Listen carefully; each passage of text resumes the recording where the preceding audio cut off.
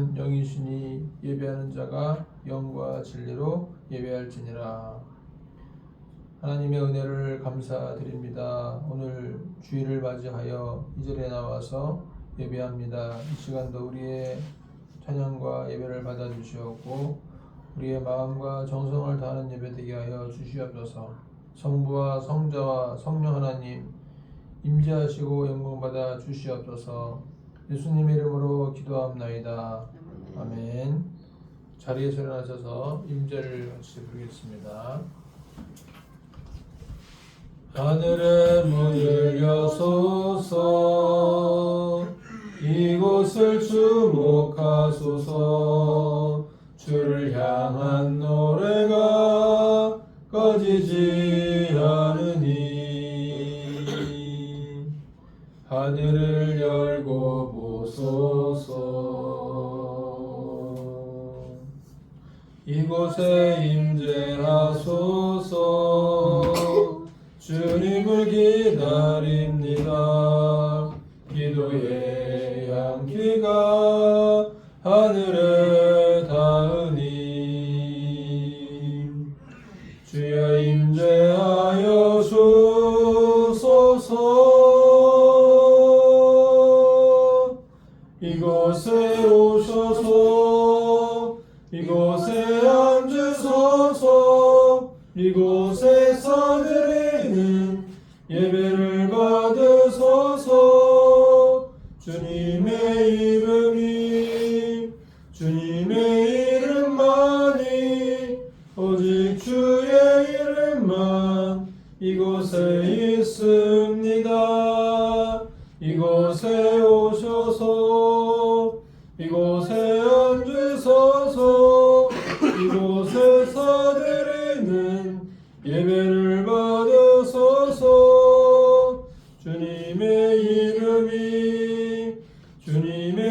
이름만이 오직 주의 이름만 이곳에 있습니다. 교동문 38번 시편 92편을 교독하겠습니다. 지존자여 시편금과 비파와 수금으로 여호와께 감사하며 주의 이름을 찬양하고 아침마다 주의 인도하심을 알리며 밤마다 주의 성실하심을 베풀이 좋으니이다.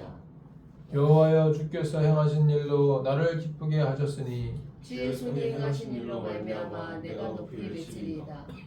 의인은 종려나무같이 번성하며 레바논의 백향목같이 성장하리로다. 이는 여호와의 집에 심겼으며 우리 하나님의 뜰 안에서 번성하리로다.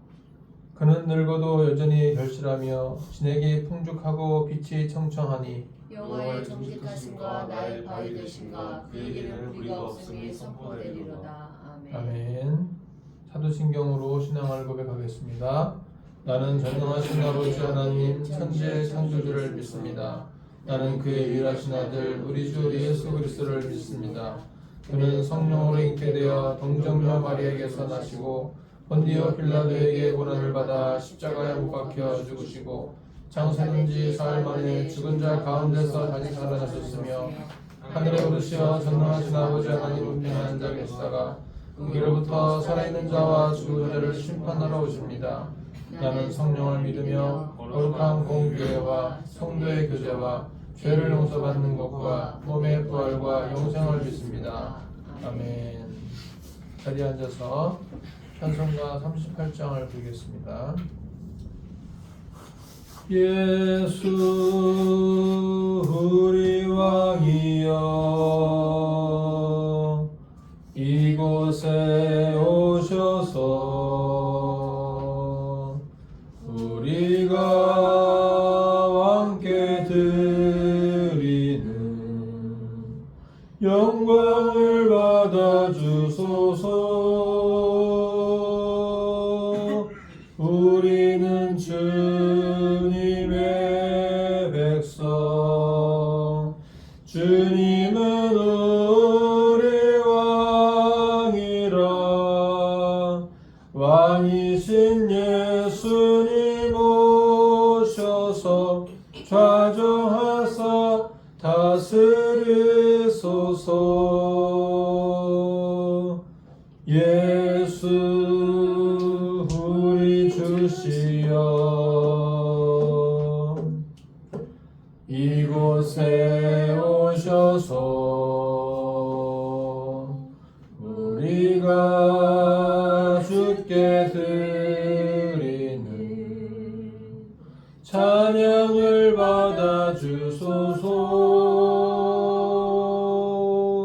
우리는 주님의 종들 주님은 우리 주시라. 주 대신 예수님 오셔서 이 찬양을 받아주소서. 기도하겠습니다. 하나님의 은혜와 사랑을 감사드립니다. 나의 하나님이 영광 가운데 그 풍성한 대로 너희 모든 쓸 것을 채우시리라 말씀하신 대로 한 주간도 우리의 삶을 채워주시고 우리를 인도하시며 우리를 쉴만한 물가로 푸른 주장으로 인도하심을 감사드리옵나이다.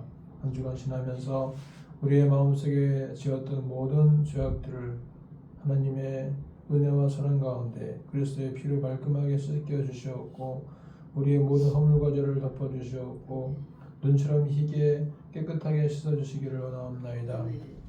이 시간 우리가 예배할 때에 우리의 마음을 다 예배하게 도와주시옵고 하나님께서 홀로 영광받아 주시옵소서.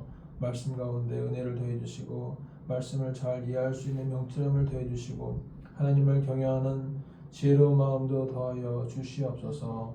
이 나라와 민족이 하나님 앞에 더욱더 온전하고 바르게 세워져 갈 수 있도록 도와주시옵고 경제와 정치와 모든 면에서 사회가 안정되게 도와주시오며 정치인들도 더욱더 국민을 위해서 살아갈 수 있는 국민을 위해 정치할 수 있는 정치인 되게 도와주시옵고 우리 모든 사회 각자 분야말로 모든 사람들이 자기의 이익만을 추구하는 것이 아니라 공동체와 나라의 이익을 위해서 함께 협력할 수 있도록 인도하여 주시옵소서. 이제 가을의 문턱에 들어서고 있습니다. 이 환절기에도 우리의 건강과 모든 것을 지켜주시옵고 이제 추수의 계절에 우리의 영혼과 주변의 많은 잃어버린 영혼들을 찾아서 또 잃어버린 영혼들을 주께 데려올 수 있는 영혼의 결실과 추수가 될 수 있도록 역사하여 주시옵소서. 우리 교회를 세워주신 이유와 목적을 분명하게 알게 도와주시고 이 주변에 또 필요한 교회가 되게 하시고 존재로서만으로도 영향력을 행사할 수 있는 교회가 될 수 있도록 인도하여 주시옵소서. 이 시간 주께서 함께 하시고 홀로 영광 받아줄 줄 믿사오며 예수님의 이름으로 감사하며 기도합나이다. 아멘. 아멘. 하나님 말씀은 잠언 28장 1절에서 28절까지입니다. 잠언 28장 1절에서 28절을 우리 한 절씩 교독하겠습니다. 악인은 쫓아오는 자가 없어도 도망하나 의인은 사자같이 담대하니라. 나라는 죄가 있으면 주관자가 많아져도 명철과 지식 있는 사람으로 말미암아 장구하게 되는다. 가난한 자를 학대하는 가난한 자는 곡식을 남기지 아니하는 포구 같으니라. 율법을 버린 자는 칭찬하나 율법을 지키는 자는 악을 대적하느니라. 악인은 정의를 깨닫지 못하나 여호와를 찾는 자는 모든 것을 깨닫느니라. 하여도 성실하게 행하는 자는 부유하면서 굳게 행하는 자보다 나으니라. 율법을 지키는 자는 지혜로운 아들이요 음식을 탐하는 자와 사귀는 자는 아비를 욕되게 하는 자니라. 중한 별리로 자기 재산을 누리는 것은 가난한 사람을 불쌍히 여기는 자를 위해 그 재산을 저축하는 것이라. 사람이 귀를 돌려 율법을 듣지 아니하면 그의 기도도 가증하니라. 정직한 자를 악한 길로 유인하는 자는 그 세상의 인정이 되고 성실한 복을 받느니라. 부자는 자기를 지혜롭게 여기나 가난해도 명철한 자는 자기를 살피 아느니라. 의인이 득이하면 큰 영화가 있고 악인이 일어나면 사람이 숨느니라. 자기의 죄를 숨기는 자는 형통하지 못하나 죄를 자복하고 버리는 자는 불쌍히 여김을 받으리라. 항상 교회하는 자는 복되거니와 마음을 완악하게 하는 자는 재앙에 빠지리라. 가난한 백성을 압제하는 악한 관원은 부르짖는 사자와 줄인 곰 같으니라. 부지한 지리자는 과학을 크게 행하거니와 탐욕을 미워하는 자는 장수하리라. 사람의 피를 흘린 자는 함정으로 달려갈 것이니 그를 막지 말지니라. 성실하게 행하는 자는 구원을 받을 것이나 구불기로 행하는 자는 곧 넘어지리라. 자기의 토지를 경작하는 자는 먹을 것이 많으려니와 방탕을 따르는 자는 궁핍함이 많으리라. 충성된 자는 복이 많아도 속히 구하고자 하는 자는 형벌을 면하지 못하리라. 사람의 낯을 보아주는 것이 좋지 못하고 한 조각 떡으로 말미암아 사람이 범법하는 것도 그러하니라. 악한 눈이 있는 자는 재물을 얻기에만 급하고 빈궁이 자기에게 임할 줄은 알지 못하느니라. 사람을 경직하는 자는 혀로 아첨하는 자보다 나중에 더욱 사랑을 받느니라. 부모의 물건을 도둑질하고서도 죄가 아니라 하는 자는 멸망받게 하는 자의 동료니라. 욕심이 많은 자는 다툼을 일으키나 여호와를 의지하는 자는 풍족하게 되느니라. 자기의 마음을 믿는 자는 미련한 자요 지혜롭게 행하는 자는 구원을 얻을 자니라. 가난한 자를 구제하는 자는 궁핍하지 아니하려니와 못 본 채 하는 자에게는 저주가 크리라. 악인이 일어나면 사람이 숨고 그가 멸망하면 의인이 많아지느니라. 아멘. 아멘. 오늘 말씀은 의인은 사자같이 담대하라 라는 제목으로 말씀을 정하고 같이 나누고자 합니다. 의인은 사자같이 담대하라. 다 같이 한번 제목을 같이 읽어보겠습니다. 시작. 의인은 사자같이 담대하라. 잠언 28장을 볼 때 다른 장도 그렇지만 의인과 악인이라는 관점에서 읽어보면 잘 이해가 될 것입니다.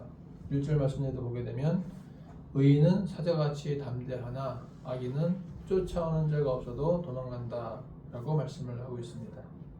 우리 인생은 두 가지의 삶이 있어요. 당당하고 담대하게 살 것인가 아니면 도망다니며 숨는 삶을 살 것인가 두 가지의 삶이 있습니다.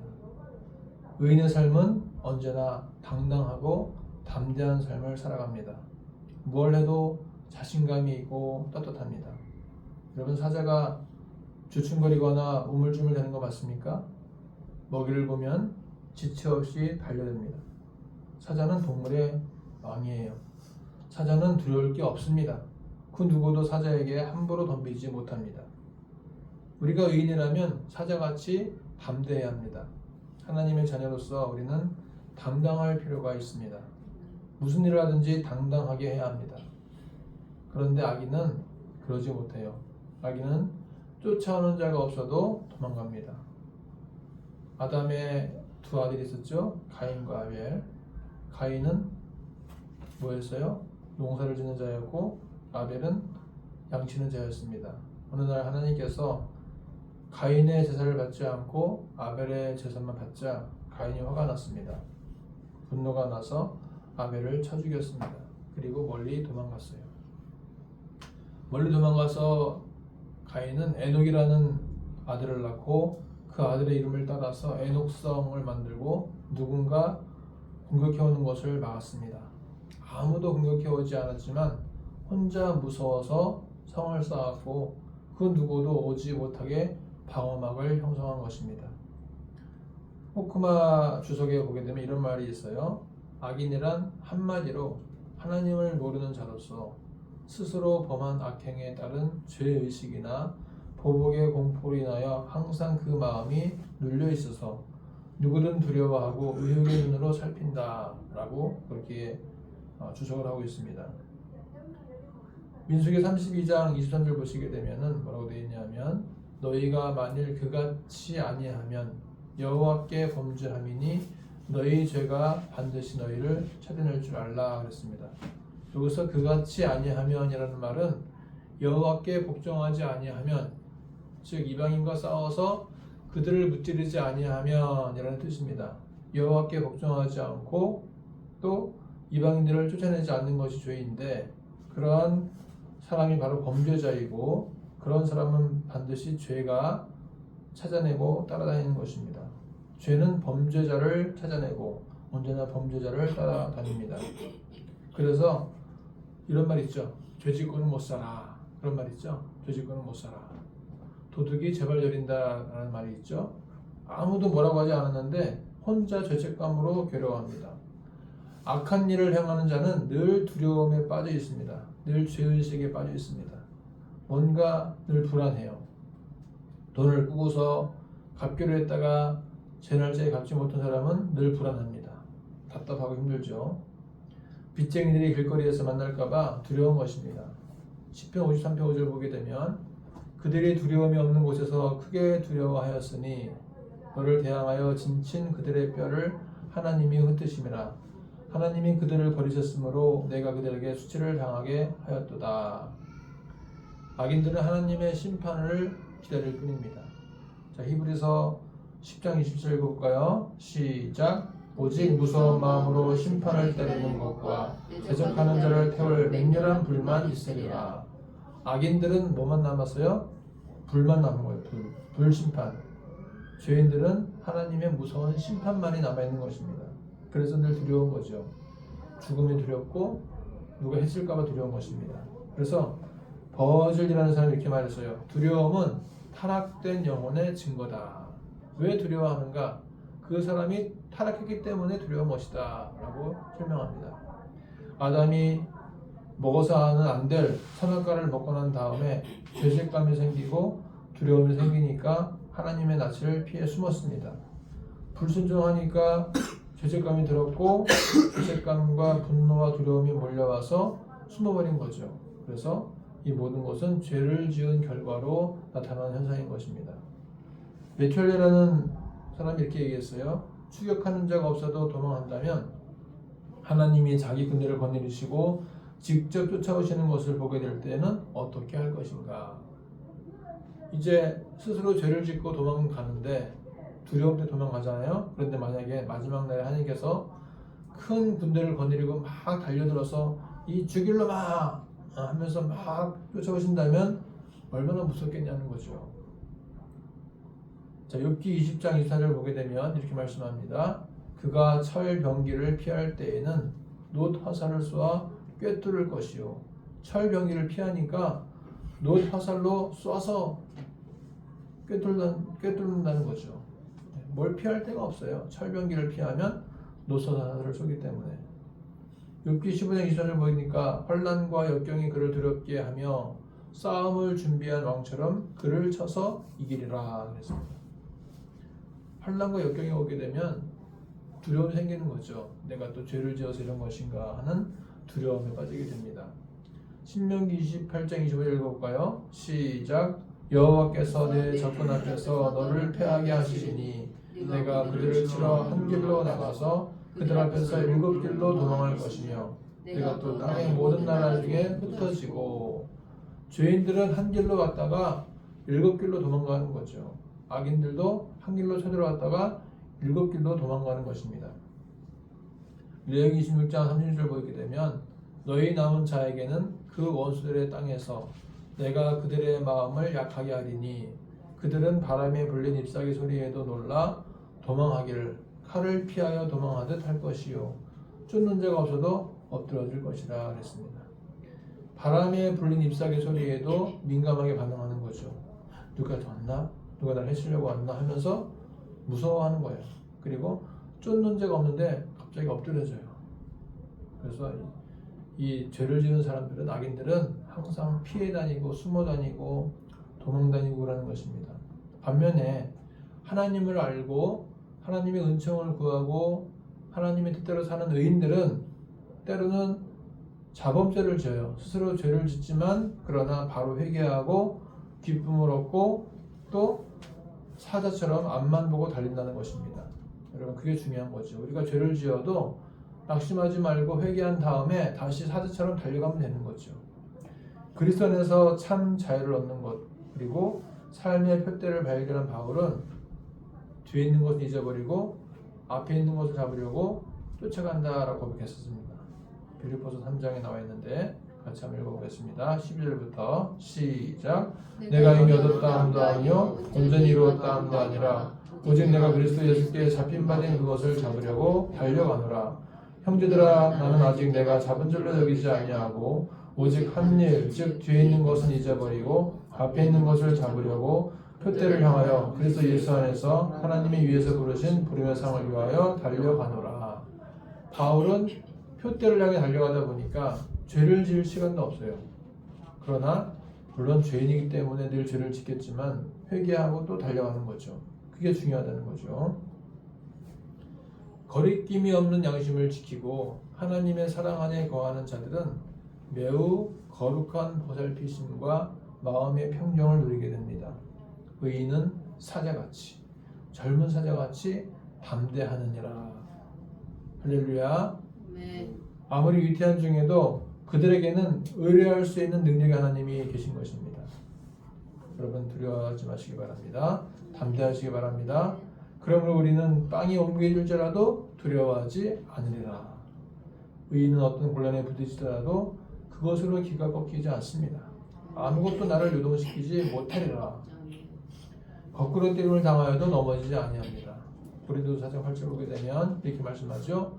우리가 사방으로 우겨쌈을 당하여도 쌓이지 아니하며 답답한 일을 당하여도 낙심하지 아니하며 박해를 받아도 버림바 되지 아니하며 거꾸로 때림을 당하여도 망하지 아니한다. 그랬습니다. 한 주간도 사자같이 담대하게 걸어가시기를 축복합니다. 아멘. 그것이 학교가 되었든 학원이 되었든 회사가 되었든 여러분 사자같이 담대하게 걸어가시기를 소망합니다. 아멘. 자, 이제 우리 2절 말씀 보겠습니다. 잠언 28장 2절을 보게 되면 악인과 의인과의 연관성을 생각해 볼 때 의인들과 악인들이 있는데, 자, 2절 읽어볼까요? 다 같이. 나라는 시작. 나라는 죄가 있으면 주관자가 많아져도 명철과 지식 있는 사람으로 말미암아 장구하게 되느니라. 국가는 죄가 있으면, 나라는 죄가 있으면, 여러분 죄가 뭐냐 하면 반역을 말해요. 반역, 모반, 역적, 역모. 그래서 여기서 죄는 반역인데 반역하는 사람이 많게 되면 어떻게 될까요? 왕조가 바뀌겠죠. 북이스라엘 같은 경우는 2세기 동안에 9개의 왕조가 바뀌었어요. 계속 반역하고 신물이, 온물이, 왕조 계속 새로운 왕조가 생기면서 200년 동안에 9개의 왕조가 바뀌었습니다. 그런데 남유다는 3세기 동안, 300년 동안 한 왕조만 유지가 되었습니다. 그 차이가 뭘까요?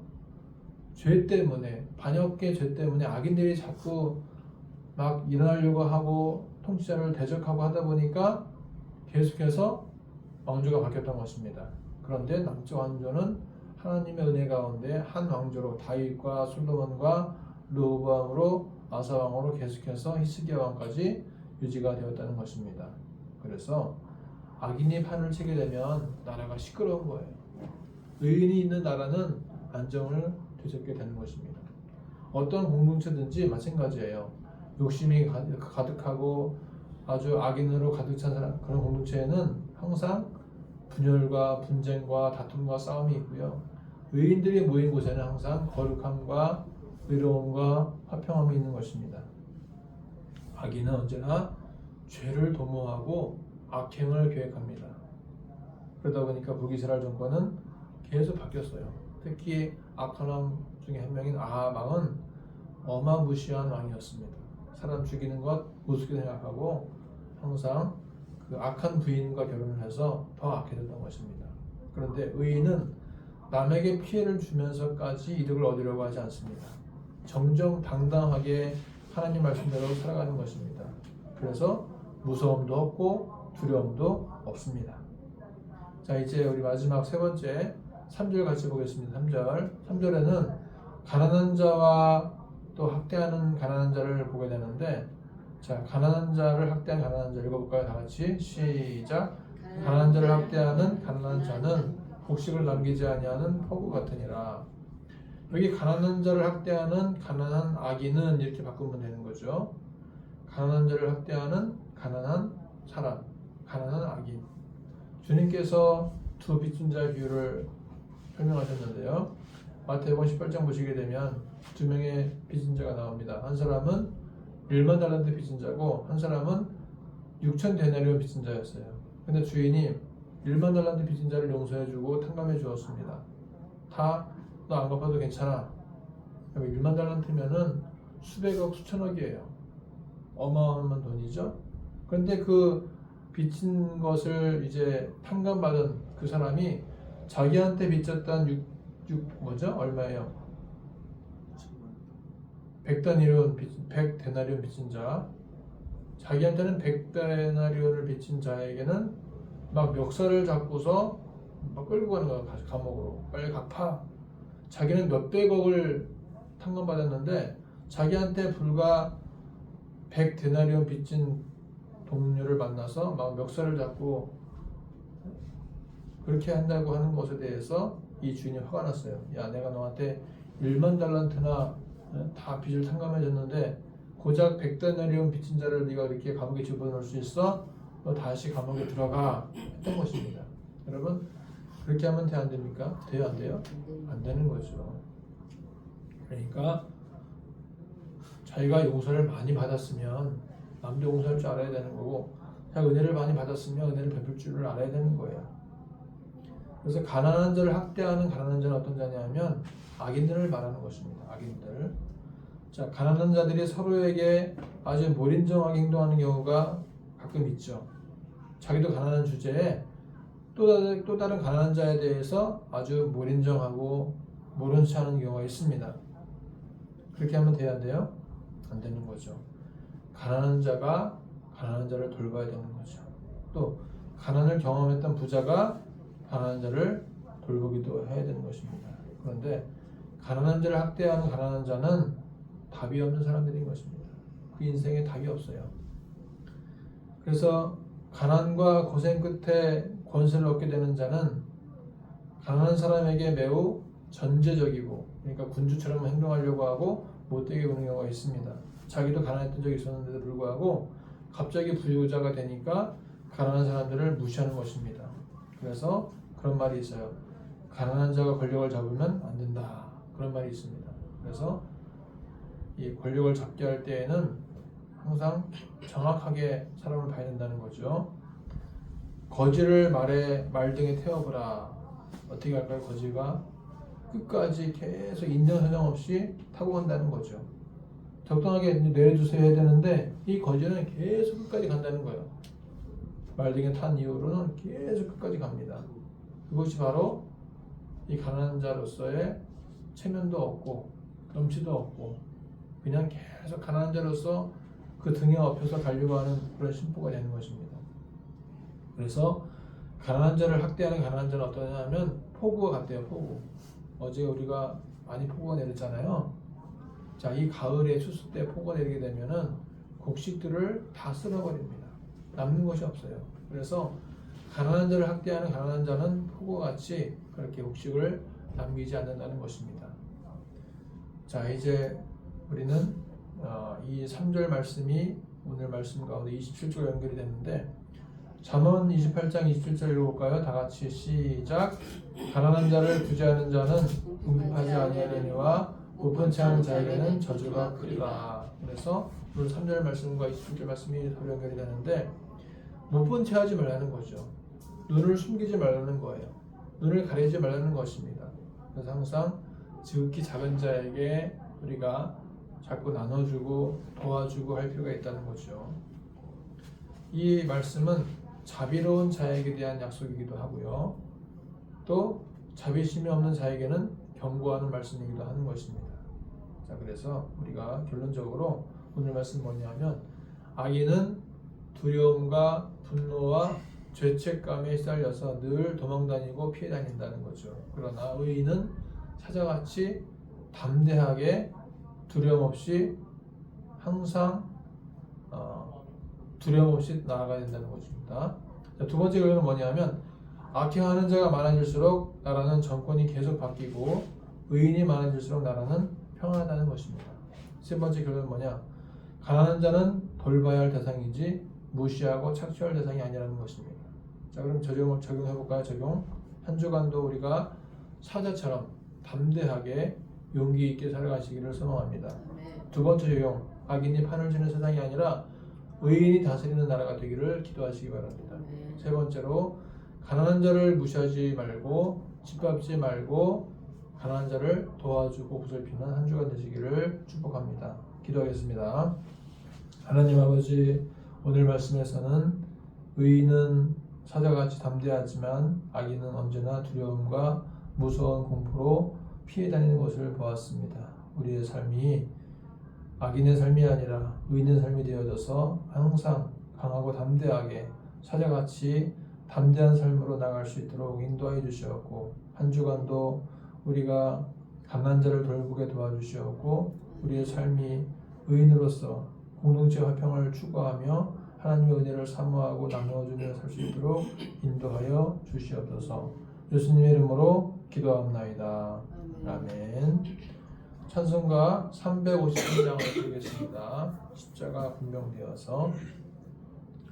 십자가 분명되어서 예수를 따를 때 무서워하는 마음으로 주 모른 채 할까. 나의 주 그리스도 나를 속량했으니 나 십자가를 벗은 후 저멸류 관쓰리. 무성 높이를 흘리며 큰 싸움 하는데 나 어찌 편히 누워서 상받기 바랄까. 나의 주 그리스도 나를 속량했으니 나 십자가를 벗은 후 저멸류 관쓰리. 이 죄악 많은 세상에 수많은 원수들 날 유혹하고 해치나 내 주만 따르리.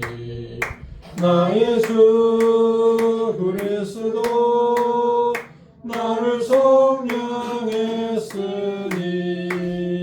나 십자가를 벗은 후 저멸류 관쓰리.